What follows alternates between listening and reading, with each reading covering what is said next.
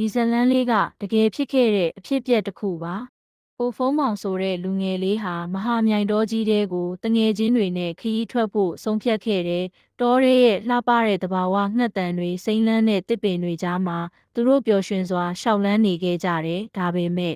ညနေခင်းရဲ့အလင်းရောင်ကတဖြည်းဖြည်းမှိန်လာတဲ့အခါအရာရာကပြောင်းလဲသွားခဲ့တယ်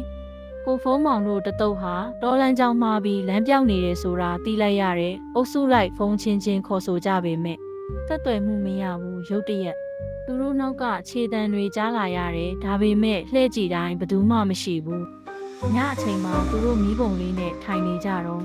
ဝေးဝေးကကလေးငိုတန်တစ်ခုကြားလာရတယ်အမေဆိုတဲ့ငိုတန်ဟာတဖြည်းဖြည်းနီးလာတယ်။ဒါပေမဲ့ဘယ်သူမှမမြင်ရဘူး။မနက်ခင်းမှာကိုဖုံးမောင်တယောက်နိုးလာတဲ့အခါသူ့ရဲ့ရင်ဘတ်မှာသဲတွေပြေနေ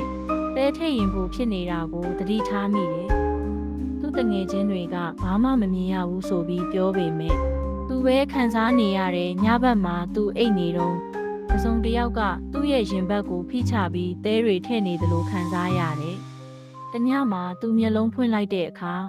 အနက်ရောင်အဝတ်စုပ်တွေဝတ်ထားတဲ့အမျိုးသမီးတယောက်ဟာသူ့အပေါ်မှာကွေးထားပြီးသူ့ရင်ဘတ်ထဲကိုသဲတွေထည့်နေတာကိုတွေ့လိုက်ရတယ်။မင်းကိုငါနဲ့အတူရေမြုပ်ပေးမယ်ဆိုတဲ့အတန်ကိုဖုံးမောင်ဟာအော်ဟစ်ပြီးထပြေးခဲ့တယ်သူနောက်ကထူးဆန်းတဲ့အမျိုးသမီးရဲ့ရေတံတွေပြေးလေ